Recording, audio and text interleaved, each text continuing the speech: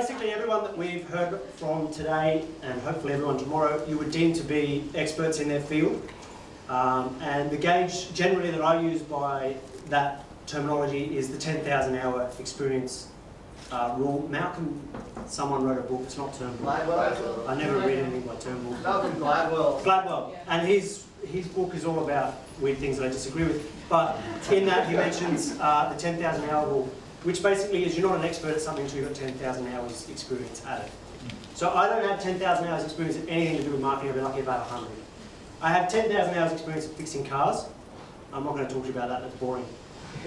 On Sunday, I turned 30. Reason to go there at all, other than just to spend time together and drive. It's when I'm driving, usually at night, the craziest ideas come. The coolest ideas come. I think I saw in the Facebook group someone talking earlier this week about blogging shower time. Am I thinking the right thing? Yeah. Yeah, and how that lady particularly gets all her creative ideas when she's in the shower. I'm sure you're not thinking about my business when I'm in the shower. But she's away from her business, and so we find that works. If we can get away from business, if you're sitting at your desk, it's just not going to happen. Does this work? There we go. So rule number 2, we find, look for it, don't dismiss any ideas. Chris Kameen's a really good example here. I don't know if you know Chris.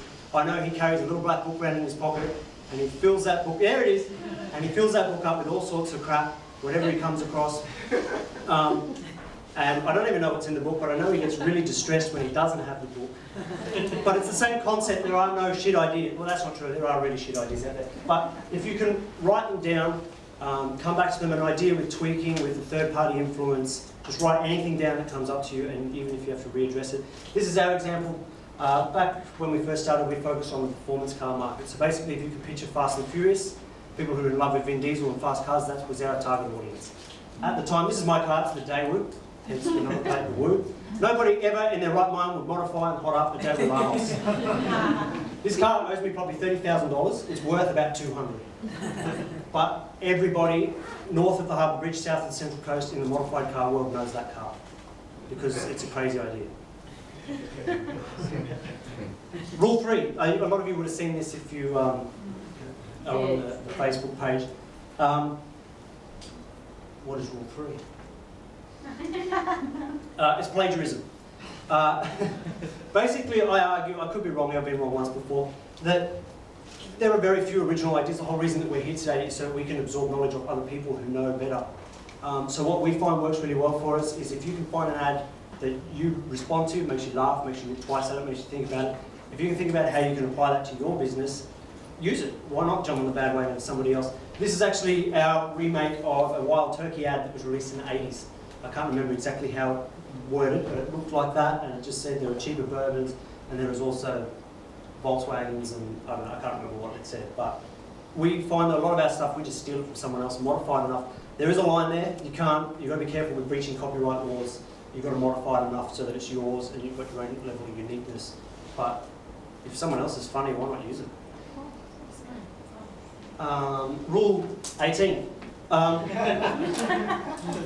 This is one that I really like. We find that going back into our childhood is where we get a lot of our creative ideas. As children, we're far more creative than we are now as adults. I don't know what happens in the process. So a lot of you probably know this. I'm quite famous in the bananas world for this stuff. It's basically just a thumbprint with an animal. It's ink. It's supposed to be grease, but I'm not putting grease on them. This is something I did as a child with my mother for birthday invitations. So we're finding if we can rack our brains, particularly if you were creative in your earlier years, there's a lot of cool stuff from your childhood that people just dismiss that we find works. The postcard idea is basically we just send out 10 a week to people, have a baby, good customers. I don't know if you can read all that there. But yeah, that's a bananas idea. We'll just do as we're told. This one here, I don't know if you can read that. It says we reserve the right to not serve pelicans. That's on our whiteboard in the main office. It's just written on. The one here, this is a bit of a grey area that we run with. We find that the most effective stuff in marketing that works for us when it comes to our person is the stuff that's a bit on edge, hence the cocaine. The most successful campaigns that I can think of off the top of my head, wild turkey, give them the bird. Or the Toyota bugger ads. I don't know if you guys remember them. They were a bit on edge. They were just this side of appropriate, but they made you remember because they pushed it just a little bit just like it was almost rude, almost cheeky. We find this stuff works really well. It makes people remember us. But there's a line, and you've got to know your audience. If you do go too far and you start offending, you never get them back, and you're in big trouble then. But yeah, we try and stay. I mean, some may find that offensive. I've not directly told any of my clients that they're tokens. They are. But yeah, it's funny. We find it funny. It works. But yeah, it's particularly with our Facebook. Facebook's one of our biggest things, but any of our social media advertising, the stuff that's a bit risky works much better than the safe stuff. Look to add this wherever you can. Oh, you probably can't see all this. This is one of my invoices to apply to mine. The bottom item there, so it says a small brief cuddle. We find Small brief cuddle. There's no charge for that, by the way. It's free. I don't know if you can see. There's no GST on the cuddle. That's funny. People coming into the business, especially if they know me, are expecting a certain level of my personality. I'm weird. I'm alright with that. But you're expecting to see in a presentation, in your invoice, some level of professionalism, which I feel is still there. But instead of being an itemised invoice, here's a dollar amount, here's what we're going to do if you don't pay, I'm not liable for 3 wheels falling off, blah, blah, blah. We've got something in there. This will be the most memorable invoice this guy will ever get. He'll talk about this in 40 years' time. So yeah, just look for opportunities where you can add it, where people aren't expecting it. This one is rule 80 something, I don't know what we're up to. I constantly argue with the guys in my workshop because it's funny, they think I'm wasting my time with this marketing stuff. The irony is, the reason that I have enough work to pay them a salary is because the marketing stuff works. But they can't see that. But this is one that I actually went head to head with one of my guys over.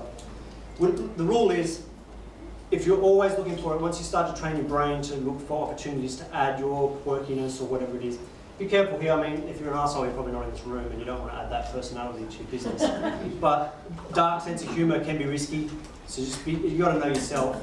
But once you know it and you're looking for it and you find opportunities, I probably find 3 or 4 a day because I'm now looking for them, chances where I can add my personality to my marketing. So the story that relates to this, actually, just before Christmas we sent cases of beer to various tradesman type businesses in our area, electricians and plumbers and things like that.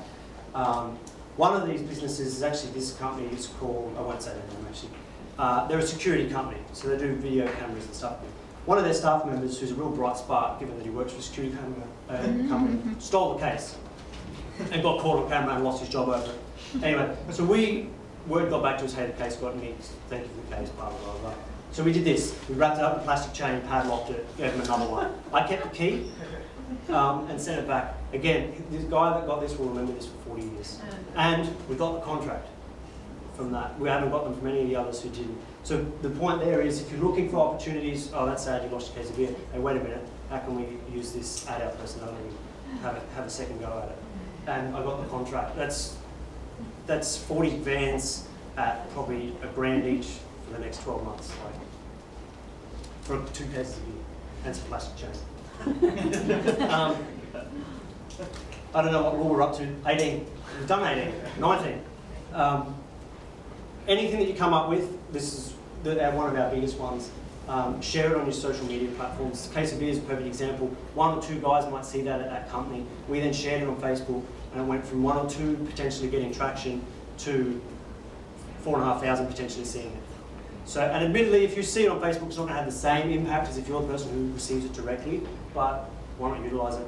That one there is actually letters that we send out. It's another one of our tricks that we do all the time. We never put 1 stamp. There's always more than 1 stamp. You receive a letter in your letterbox with more than 1 stamp, you're going to open it. So, but the point there is actually just that we're sharing it on Facebook, not, you can steal the stamp ID, go for it. People spoke about this all day. It was kind of cool to sit out the back there and listen and go, yeah, I'm talking about that as well. I'll explain this picture in a minute, but this rule is we have our personal lives, and I say we, me and my wife and my team, integrated into our social media campaign. So whilst a lot of things happen to us in our personal lives that don't directly relate to the business, we share it anyway. So my 30th on Sunday is going to be on Facebook. Our wedding went up on our business Facebook page. My wife broke her arm 5 weeks ago, that went up. Why do we do this? Sales happen once there's trust. Trust happens once there's a relationship. Relationship happens with this sort of stuff. This is my bucks day. I love fishing. Turns out I don't quite like the side-to-side rocking of the boat. And I spent 8 hours vomiting and then about 2 picking it out of my hair. This went on. Oh, it was rough. And we didn't catch anything. But this went on our Facebook page. It got huge traffic.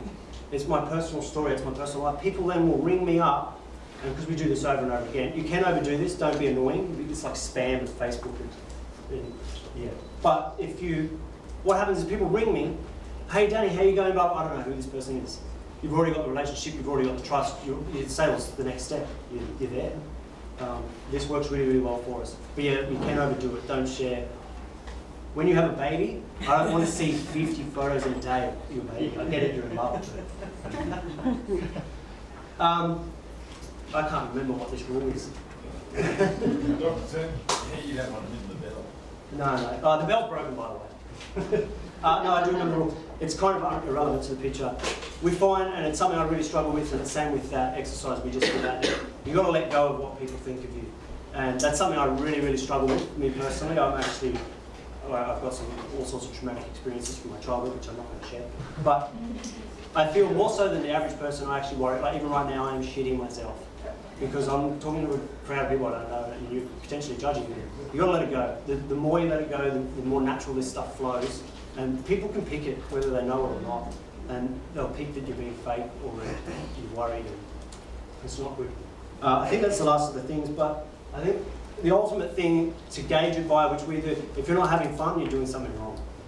If it's not fun, then go back to the start and begin again, because I love it. There'll be a day where I'll stop swinging spanners because I don't care about cars. I've got more passion for the marketing than I do for fixing cars.